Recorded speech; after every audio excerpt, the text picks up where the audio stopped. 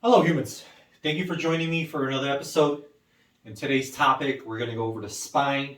I'm going to educate and give you guys 8 phenomenal injury prevention, yoga based exercises that you could do at home. They should be done regularly for pain, maintenance and injury prevention.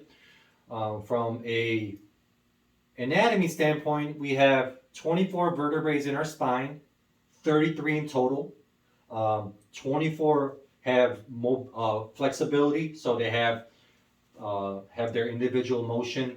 All these vertebrae have flexion, which is forward movement, extension, which is backward movement, side bending, which is left side bending and right side bending. Then we have rotation, right rotation. We have left rotation, and along the way, they all work together, not only individually but as a unit. We also have 9 fused vertebrae, which are part of your pelvis. So in total, we have 33 vertebrae. A little fact of the day, the way you can remember it. People say that Jesus died on 33 years, so that's how I remembered. We have 33 vertebrae. We have 24 mobile, flexible vertebrae, and then we have 9 fused, which are part of your pelvis. We're going to focus on the 24 vertebrae that have their individual motions, but as well as a unit. On top of the 24 vertebrae, we also have the skull. So, in today's episode, I just wanted to give you guys 8 yoga-based, minimal equipment exercises that you should be doing for maintenance reasons. If you're having difficulty with any of these, maybe it is the root cause of any kind of spine pain or imbalances. A little fact of the day, due to the fact that we have all these technological devices, life is a lot of flexion. So what this is going to do is going to put everything back in its space, in its neutral positioning from a 3-segment. How should I say this? The spine is made up of 3 segments. We have our cervical, which is 7 vertebrae, which is our neck. Then we have our mid-back, which is our thoracic. We have 12 vertebrae. And then we have our low back, our lumbar region, which is 5 vertebrae. And all these together work as a unit when we have movement, such as lifting, pushing, running, any kind of loading exercise. They are to be stable and not to be out of position. But other than that, they should be able to have their individual movements. So I wanted to show you guys 8 great exercises that you could do regularly that can make a big impact on the way you feel, slow down the aging process, and also maybe along the way, if you have any vertebrae that are not in the right position, they will be put in the right position, and magically maybe the pain will slowly diminish. The first exercise that we're going to go over is we're going to basically go top down. So we're going to start with the skull and the cervical spine, and then we're going to go downwards toward the lumbar region, pelvic region, and along the way, hope you guys learned something. So let's start with the neck. Your neck is basically your skull with the 7 vertebrae. One of the most impactful things that's currently happening in the world, and especially with anyone who's just dealing with technological devices and sedentary sitting, is that our skull position is getting protracted, flexed forward because of the stimuli. So we have a screen here, we have a phone, we have a desktop. You're driving. You're going to be more prone to flex the body. So let's start with the neck.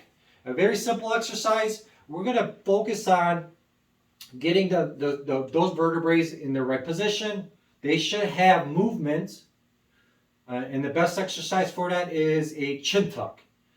Due to the amount of everybody's putting their chin down and flexing, we're going to basically put everything back in its right position. So the exercise is really simple.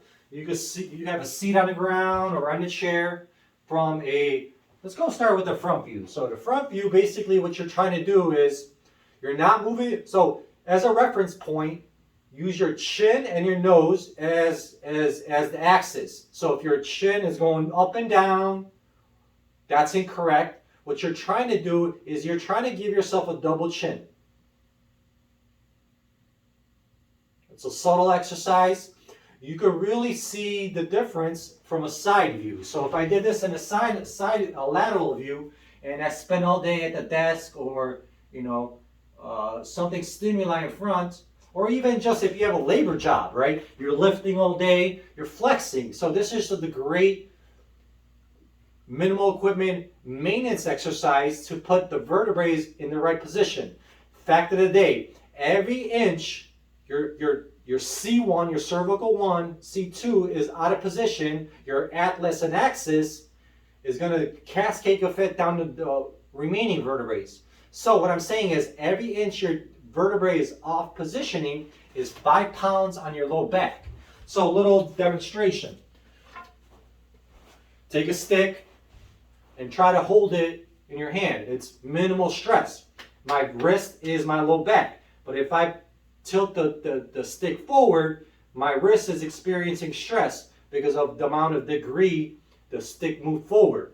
So if your head is flexed forward and you're experiencing low back pain, that could be the root of the cause of the issue. So basically what you're going to focus on is not moving your chin, not moving your nose. From a side view, you can really see the exercises where my ear positioning is compared to my shoulder positioning. So if you're doing this correctly, and what you're trying to do is you're trying to retract the skull back into its right positioning.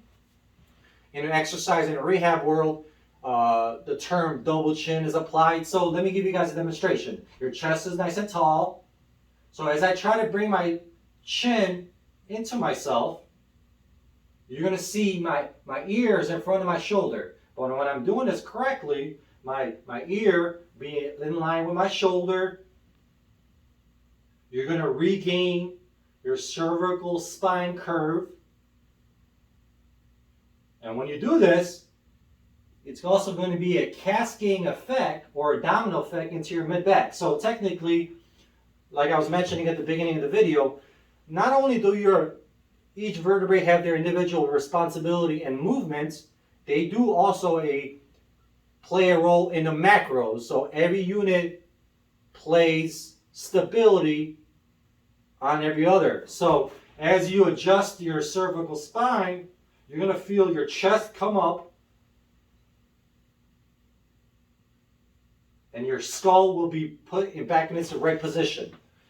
The idea here is to not use, so technique versus aggression. We want to use deep cervical muscles that run, you might imagine a pancake analogy. We have 2 pancakes. Your first pancake are those deep cervical muscles, and your second pancake are your outside muscles. So if you took your hand and you put it on your clavicles and you feel these muscles engaging, that means you're being too aggressive with the exercise. So the exercise looks like this. And then you're going to relax. You're going to try to push the chin, retract it for 5 seconds while using your hands as the cue, or like the cueing point that if you feel these muscles, you're being too aggressive. So how do I know if I'm using the right muscles? So the way you'll know if you're using the wrong muscles, if you put yourself down on the floor or lay down and then you lift your head up and you put your hand on your clavicle, then you will feel the outer muscles like your scalenes, your sternomastoids, and that's incorrect. So back to the standing position, you'll put your hands on your clavicle, and then you will try to avoid moving the chin up and down, and you're going to retract, and then try to hold for 5 seconds. Your ear positioning will change. So at the start, if you're really protracted and you're flexed, you can see how my ear is in front of my shoulder. So as I'm regaining that neutral spine, my curve will come back, and my ear positioning will be adjusted compared to my shoulder. And then you hold for 5 seconds with your hand on your clavicle to make sure the sternomastoid, the scalene muscles are not engaging. And you can use the floor to identify which muscle is what. How do I know? Well, if you lay down on the floor and you lift your head up, you're going to feel the outer muscles. And this is really just technique oriented. 5-second hold. Couple seconds break in between. Usually about 15-20 repetitions, and you will feel your vertebrae align themselves back to neutral positioning. Also, this can also eliminate tingling and numbness into your hands. In some cases, that tingling and numbness is because one of the nerve endings is getting compressed by the vertebrae. So this is a really safe exercise, posture based, to realign the cervical spine back to neutral.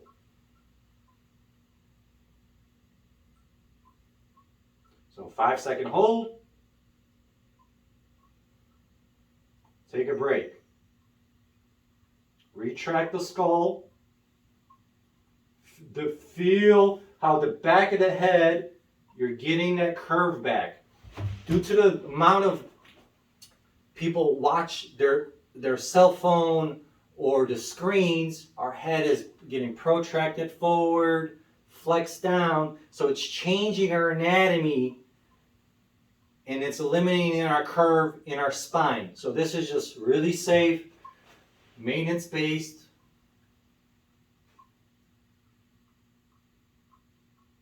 5-second engagement. So the 5-second engagement or 5-second hold, it's so the muscles re-spark and re-engage. Technique oriented.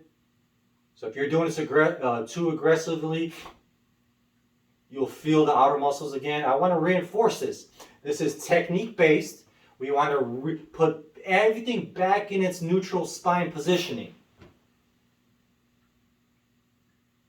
And then relax. Chin tuck, cervical retraction as they're called in medical terminology. And then take a break. Chest nice and tall. So as I'm retracting, you can actually be pushing your chest forward.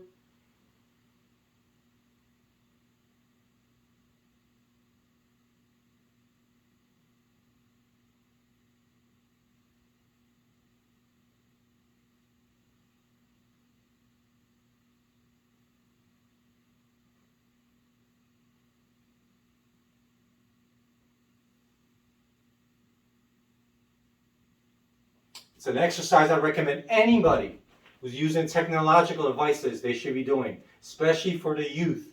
If you have kids, you have anybody that's growing up with an iPad, a telephone in their hands, it's probably an exercise you should learn for maintenance and injury prevention because of how much we're flexing and protracting the head. The stimulus is in front of us, the head's going to want to go forward. So it's it's the number one recommendation for the neck.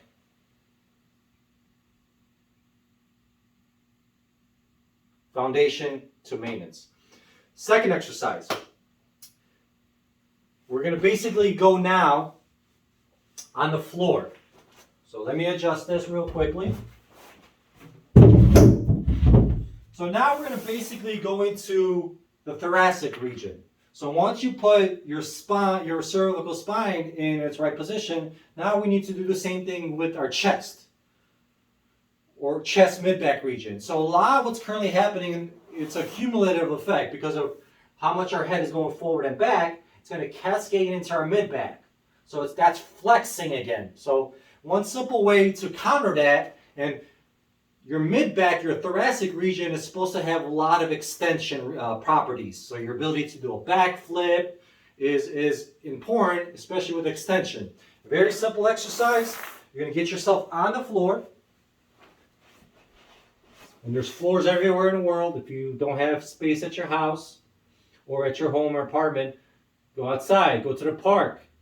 And what you're going to do is you're basically going to prop yourself on your elbows. Make sure you're staying away from this positioning. Your shoulders are away from your ears. I'm going to use the wall in front of me as like an indicator to see my improvement of extension. So I'm going to prop myself on my elbows. As you can see, I'm working on my extension of my spine, especially my mid-back. And I'm going to hold this position for 10 seconds. 10, 9, 8, 7, 6, 5, 4, 3, 2, 1. And then take yourself off your elbows. Take the weight bearing off your elbows. You can go this, whatever's a preference. Give yourself a few seconds in between. And perform 10 seconds, 10 times. Being really comfortable in this position. Try to make sure your ears are nowhere near your shoulders. Use the wall as an indicator. 10 seconds, 10 times. And back down. And as you improve, ideally you should be able to have the capability to extend your elbows, keep the hips down, and see the ceiling or the sky above you. But we want to basically start nice and slow and then progress to that ability to extend your elbows. But start with this positioning. Make sure your low back is not too sensitive. That might be because you're overarched, so try to, find a, posterior tuck. Shoulders away from ears. 10-second hold. 10, 9, 8, 7, 6, 5, 4, 3, 2, 1. And then take yourself off your elbows. Rest a couple seconds in between as long as you want. My recommendation is 10 seconds, 10 times. That's all it really takes to see an improvement in your ability to be upright. Very simple. And as you feel better and easier, you start to be able to extend your elbows with keeping your hips down. You may get an abdominal stretch with this, but this is all it really takes. 10 seconds, 10 times. Very easy. That's your second exercise. Number 3 exercise, we're going to keep with the mid-back theme and work on thoracic rotations. So one component that happens due to the amount of flexing we do, now you lose the ability to rotate. So this is just a simple rotational stretch or rotational maintenance exercise. You want to get yourself on your side. You're going to extend both arms, stack them on one another. Then you're going to bring your knees 60 degrees, between 60 and 90 degrees. You want to be careful that you don't round your low back. You're going to outstretch the bottom arm. You're going to try to lift your arms to 90 degrees without, shrugging and separating the shoulder from its ear. Once you're in this position, can I rotate from 90 degrees all the way to 180 and back? So it's a 0 degrees, 180 degree rotation with couple incentive or couple must cues. So first is outstretching. Second is, can I rotate to 90 degrees, just my arm without shrugging? And then from 90 degrees to 180, can I rotate my cervical spine, my mid-back, and my thoracic region? And along the way, you might get a bicep stretch, pec stretch, and you might even get a pop. The pops can represent a couple things. It could represent something that's not in its right place, maybe a tendon going over a bone or a neurotransmitter popping, just like we crack our knuckles. As long as there's no pain, it's all good. So reach forward, 90 degrees, rotate. Try not to shift. So if you can't make it to 180 degrees, that's okay. But ideally, you should have your mid-back rotation should have 180 degrees of motion. And back. Usually 10 repetitions effective. And that's just, there's no actual science. I would go do as many repetitions till you feel normal. So the cue is, I gave you a gold brick. You have to see the gold brick at all times. You don't want to, if you feel arm pain or tingling and numbness, it's because you're just moving the arm and the mid back. It's all right here. The importance is here. There is this communication between your mid back, your arm,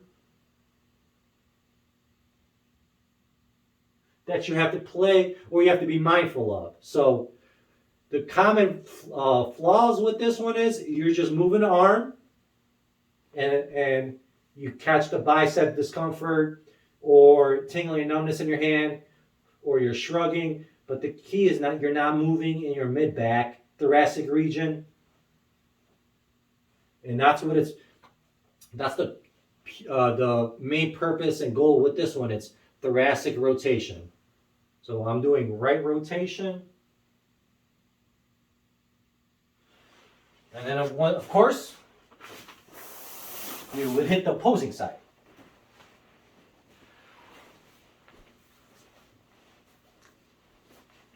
All right, so 60 to 90 degrees with the knee or hip flexion, knees up to in front of you.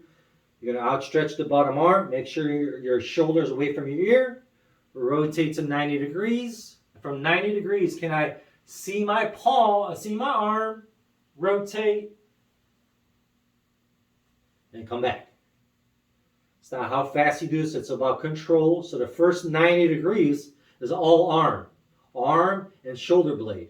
From 90 degrees to 180, it's about pec stretch, bicep stretch, thoracic rotation, QL, and usually 10 to 15 repetitions does the trick. And that's just a recommendation. I would do as many repetitions controlled till you feel there's an impact. If it takes 20, it takes 20. If it takes 5, it takes 5. But this is one of the best mid-back rotation stretches you could, or exercises you could do. Number 4.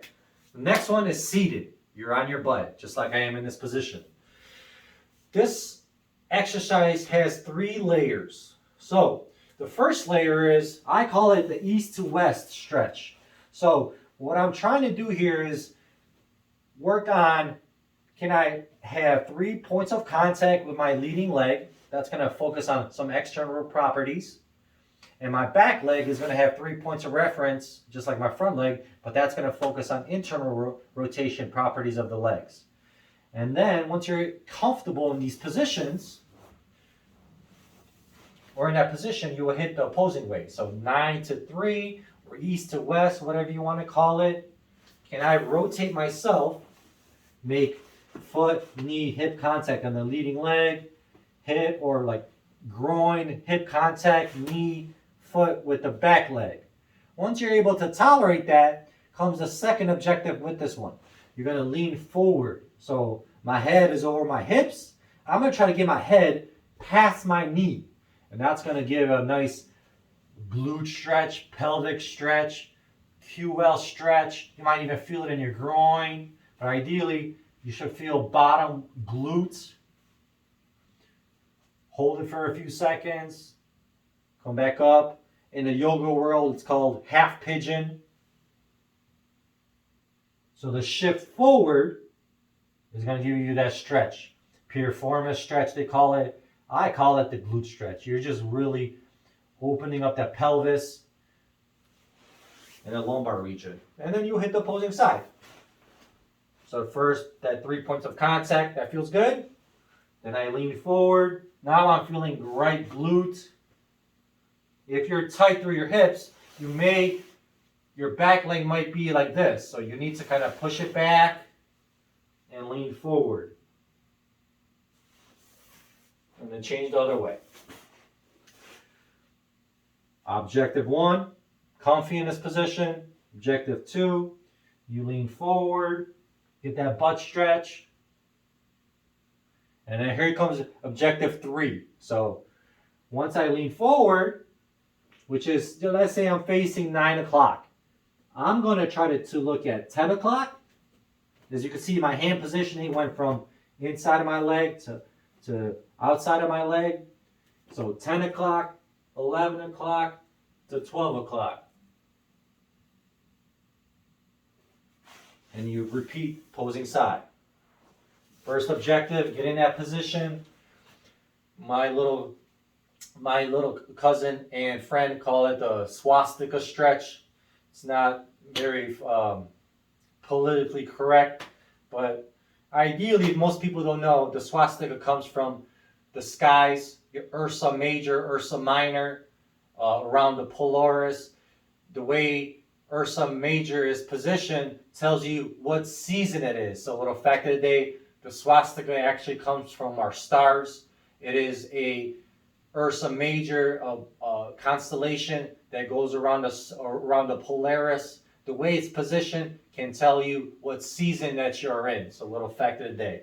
Ideally, I wouldn't call this the swastika stretch. It's just basically a 90-90 east to west rotation stretch. So, get in those positions, checklist. Second objective, that lean forward. Make sure you're feeling butt with the leaning forward, the weight shifting forward, not a flexing of the spine. So you're just trying to lean forward. It's all butt, no vertebrae discomfort.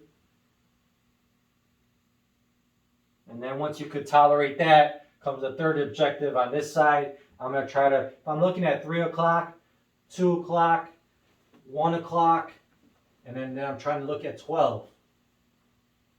Hold it a few seconds. It's all low back, QL, pelvis. And we're just making sure my glutes are very mobile, which will make my flexibility of my pelvis improve, which plays a big role on your lumbar region. So this is to warm up the pelvic.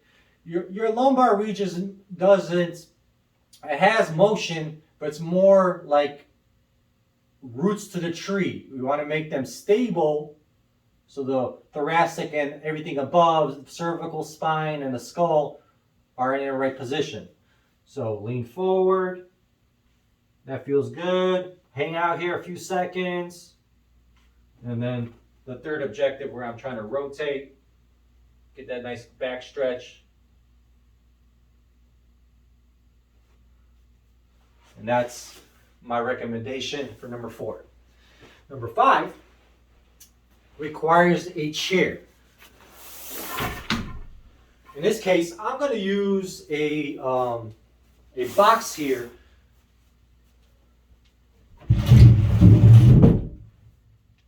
And just like the last one, to really make the lumbar region flexible, you need to work on glute mobility, hamstring mobility, psoas mobility, and also quadratus lumborum mobility. So this one is basically another one with layers to it.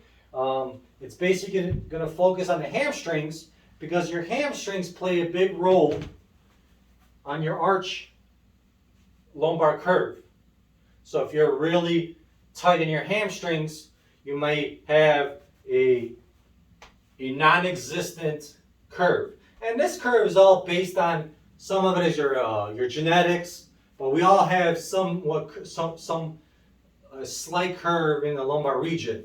My recommendation to loosen up the hamstring is basically, you do want to use a stick for balance reasons, or use a wall in this case. What you're going to try to do here is very simple. You're putting your leg, toe pointing up, first objective.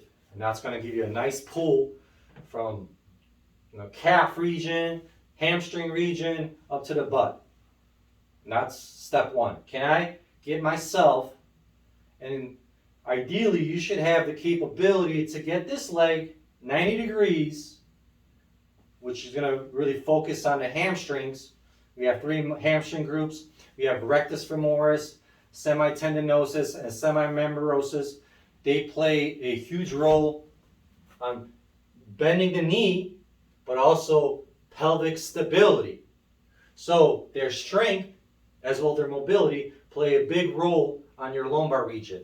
So also the amount of sitting someone does, you're compressing the hamstrings. So if you're compressing the hamstrings, they're going into amnesia mode. They're non-existent. So this is just going to basically put them in their optimal length. Also make the low back less sensitive, hopefully. So first step, toe pointing up, foot, leg in a box. If you don't have a box, use a chair. Very simple. Give it a hold. Step one. My hips are square, my toes pointing up, I'm balanced. If you're really tight, you might have a hinge in the standing leg. Ideally, this should be straight, this should be straight, and you should have your leg to 90 degrees with minimal resistance. Repeat opposing side. Give it a few seconds, 15, 20, 30. Hold it up there till you feel something's giving an effective stretch from butt to the back of the knee to the calf. And that's step one. Step two, once you feel that feels pretty decent, what you're going to try to do is, if your standing leg is 12 o'clock, you're going to just basically turn it out a little bit. And that's going to just open up a different kind of stretch, maybe adductors. The better this feel, the more mobility your hamstring region and your adductor region, usually the better your low back feels. So basically we were squared up, and now I'm going to basically open up my hips to 90 degrees while my leg is still pointing that way.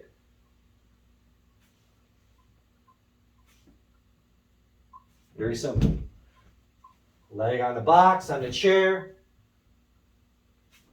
Open yourself up, and that's going to give you a different kind of stretch. We want to do these in different angles because muscles don't run straight up and down. They curve, hit sides laterally. Next step with this stretch, what you're going to do is your leg is on the box, and then you're going to just push your hips away from the chair and come back up. Lean forward. So the idea here is weight shifting in 90 degrees. So I'm not telling you to flex your spine from your head to your butt. You're just doing a little bit of bowing. That's going to give you a nice pull.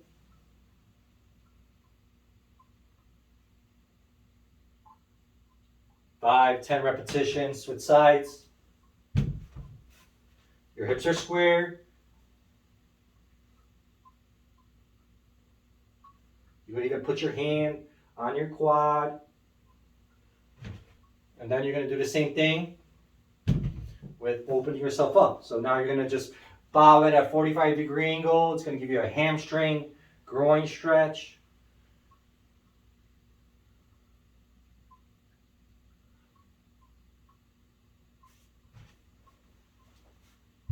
So we open that leg up. One leg is 90 degrees, other one is 90 degrees.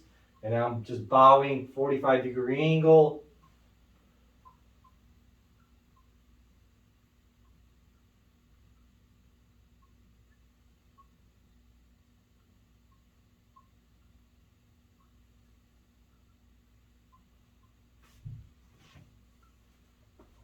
And the last part to this is you're getting yourself in that position.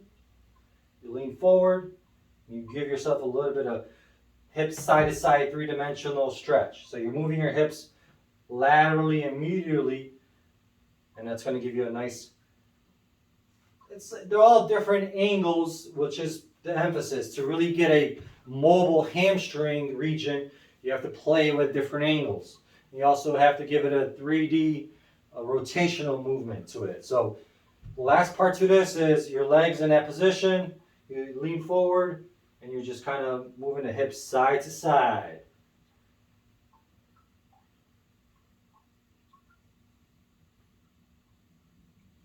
But most cases, all you really need to do is try to get the leg up to 90 degrees, and you really see the impact of the chair box stretch for the hamstrings.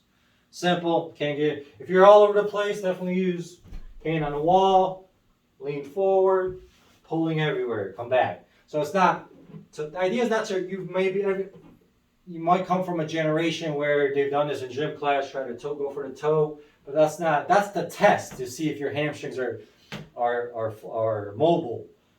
The idea here is to bow without flexing the spine to really advocate those hamstrings and isolate them by themselves.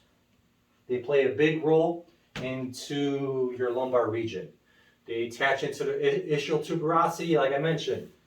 They play, if you don't have a curve, maybe it's because the hamstrings are so tight that it's telling your pelvis to posteriorly tuck, so it's going to bring back some of that natural curve that you have. Let's move on to the next exercise, which is a psoas exercise. So what does that mean? The psoas is a muscle that plays a big role for your lumbar spine. It attaches in the lumbar, or its origin is a lumbar spine, and then it inserts into your trochanter, lesser trochanter of your femur. So it's a two-bone or two-region muscle group. So it plays a big role in stability of the lumbar, but it also has the responsibility to bring your knee to your chest. Everybody knows this stretch. Ideally, what you're trying to do is let me set this up correctly. What you're trying to do is you're trying to get yourself in a half kneel position. When you're in that half kneel position, we're going to attack that psoas muscle group and make the femur flexible, psoas mobile, and it's going to make an impact on the lumbar region. So before anything starts, what needs to happen is you need to make sure you have a flat back.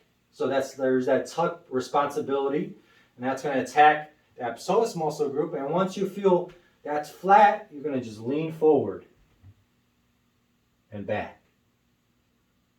So if you're overarch and you go forward, you might not feel anything in front of your hip here.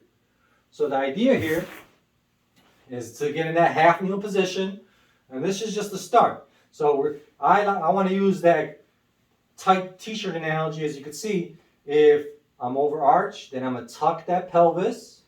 I feel that psoas being the focus, and then I'm just going to shift forward. How much forward? Till you feel that good moderate intensity pull, and then shift back. Just like with some of the other exercises, it's not about holding here. It's about making sure, can I maintain a lumbar curve or neutral lumbar spine positioning? And then lean forward, feel that stretch, and come back. Repetitive, moderate intensity. Definitely you want to have something underneath your knee so the kneecap doesn't hurt.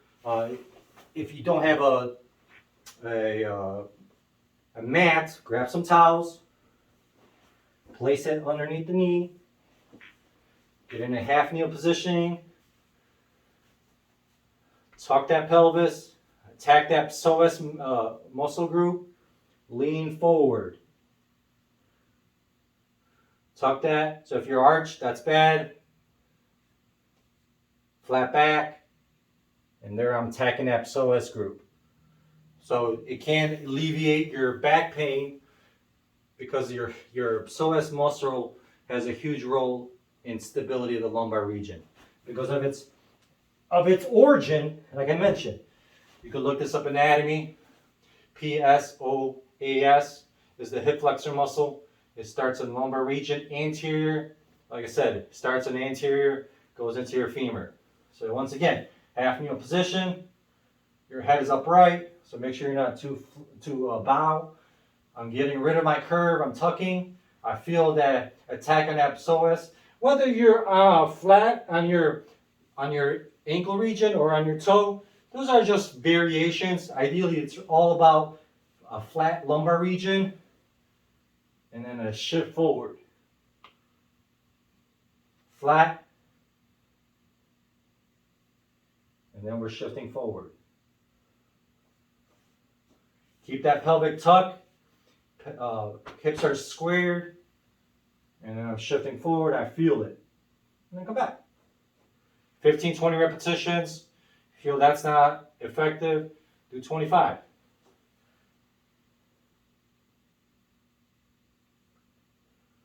And once you're able to tolerate that, then you could do all these crazy other ones. But really, it all starts is understanding that to really stretch your hip flexor, you have to have the understanding that it plays a huge role with your low back, your lumbar region.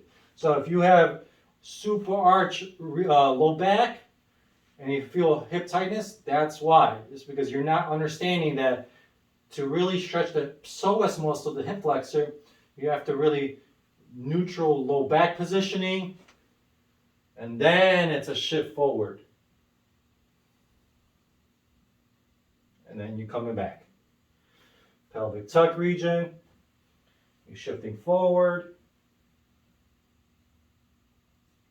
and then come back. And then you could go into, keeping that pelvic tuck positioning. You feel that's relatively non-restrictive. Then you could go into these like holds, trying to get to the ground. Hold that region. And then you could add arm movements to it. So my fan favorite is once I be able to tolerate and understand that pelvic tuck positioning, neutral spine, non-restrictive, this is non-problematic and very easy, then I add a little bit of rotation to it. So I'm just taking my hand positioning, going from 6 o'clock to 12 o'clock with each hand, while I'm trying to maintain that pelvic tuck, neutral spine. Very simple stuff here. That's what it's about. And like you can see, it doesn't require much equipment. It just needs a box. The next one does, unfortunately, you need a chair and a ball, but I'm going to give you guys an alternative to it. So what I'm referring to is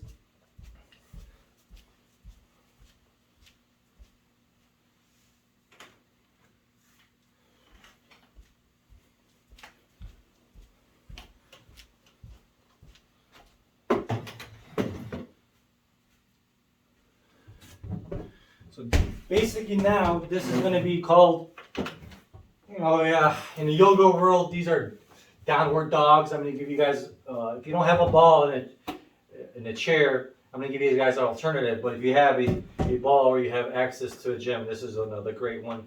The emphasis here is you have to be mindful of your feet positioning. So if your knees are flexed, your feet are behind your knees from a lateral view, you might be using your hamstring muscle groups, and that might counter what we're trying to do here. So we want to have our feet in front of our knees. That's going to relax the sitting muscle groups, our hamstring regions. And then we're going to basically try to do a bowing positioning, try to get to parallel to the floor. So I'm moving the ball from 6 o'clock to 12 o'clock with the reach with the hands and a bow. So I'm not trying to flex my spine or flex my cervical spine. I'm trying to stay neutral from head to my low back as I reach with the ball and try to get parallel to the floor. Few second holds and then come back up. With all these, not only with this one, it's about technique, making sure things move. Our 24 vertebrae in our spine should have motion, not only as a unit, but individually. So this is a more traction based. So I'm doing a 12 to 6 o'clock reach.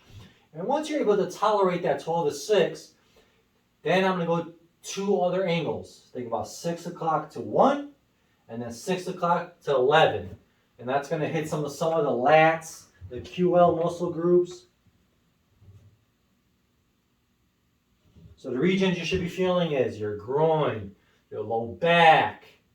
And also another cue is the further you roll out the ball, the wider your knee should go. So Here's that 6 to 1 again. Come back up. 6 to 11. Come back up. Then I'm going to go 6 to 12. Come back up. 6 to 1. Come back up. 6 to 11.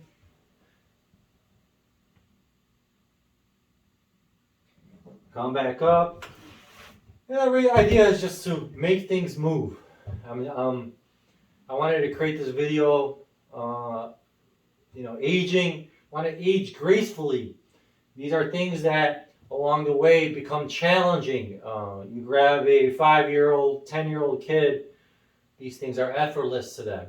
You grab a 50-year-old, 60-year-old, these are challenging tasks to perform. The more regularly you perform these, the better you feel. You get rid of these pains and discomforts that just come out of nowhere. It's most likely due to not moving or not moving correctly or things not in the right place. And these should do that for you. If you don't have the ball, let me give you guys an alternative. It is a yoga-based exercise.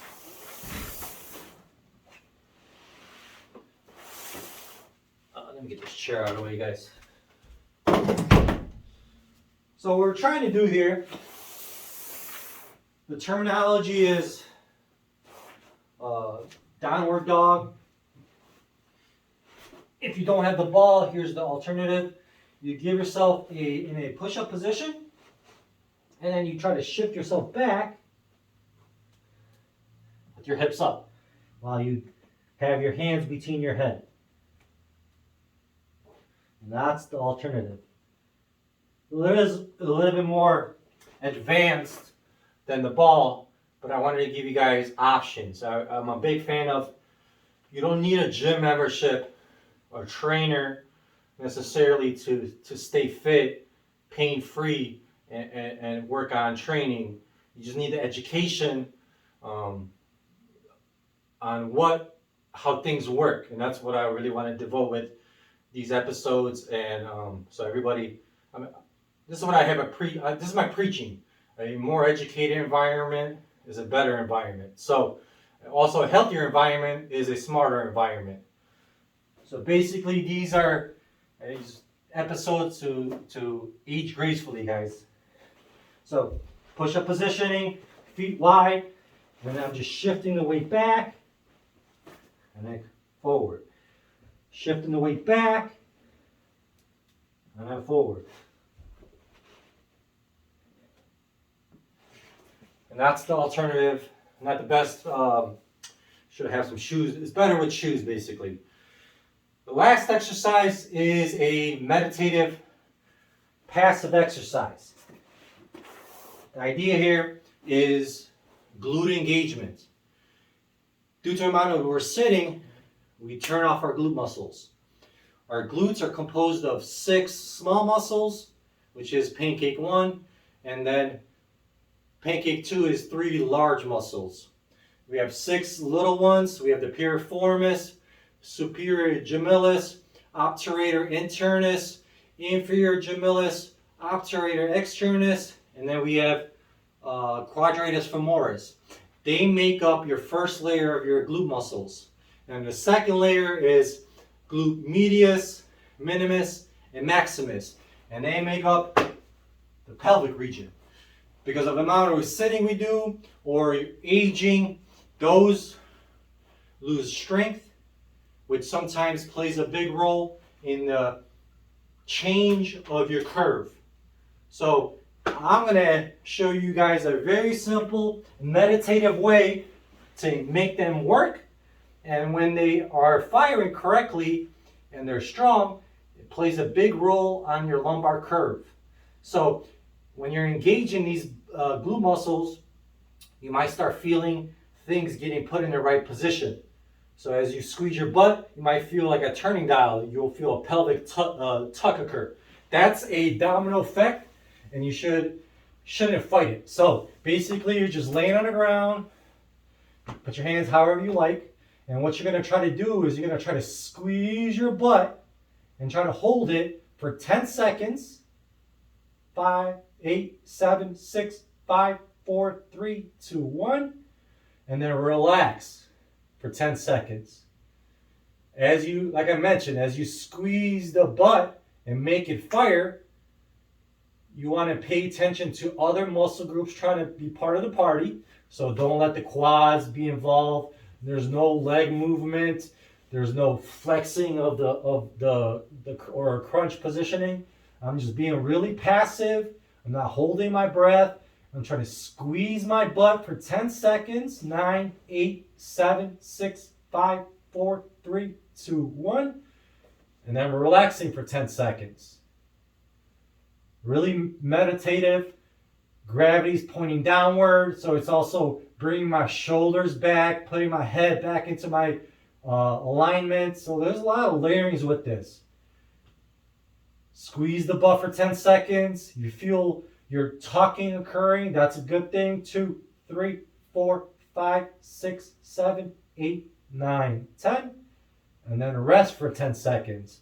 So within 10 repetitions, you usually will feel, as you squeeze the butt, you might feel a pelvic tuck occur. That's just your muscles putting your pelvis in its natural positioning in relationship to your lumbar spine, in relationship to your total spine. So once again, let me show you the details. You're laying on the ground, hands however you like, no holding your breath, which is a common cue or a common problem. It's almost like you forget how to use your butt muscles. So good breathing, squeeze that butt, try to maintain the same kind of strength from the first second or first same kind of activation from the first to the 10th second. So you shouldn't feel loss of activation as the 10 seconds go by. So 10, 9, 8, 7, 6, 5, 4, 3, 2, 1, and then take a break for 10 seconds. Squeeze. 10, 9, 8, 7, 6, 5, 4, 3, 2, 1. And then relax for 10 seconds. It is an active form of self-adjustment. You could literally get rid of a chiropractor from just basically doing that. You could literally get a pop in one of the vertebrae because you're making the pelvis be in its right position in relationship to the spine. So guys, those are my 8 exercises I recommend for the spine. They've done wonders for me, keeping me somewhat healthy I think I am. I just turned 40 years old. I don't have any aches and pains in my spine. I am relatively disease and disorder free. So I wanted to create the exercises for you guys so you guys could perform regularly. These are, if you went to rehab, they'd be making you do these. You went to a high level trainer, they'd make you do these. So why not learn them, perform them regularly so you could have a graceful aging process. And once again, please like and share the subscribe to the channel. I appreciate everybody who follows and watches. Anybody has topics for future videos, please reach out via comment section or in the description. I'll leave some contacts. Also follow the Patreon and the Instagram. Hit that like button for the algorithm. And I appreciate everybody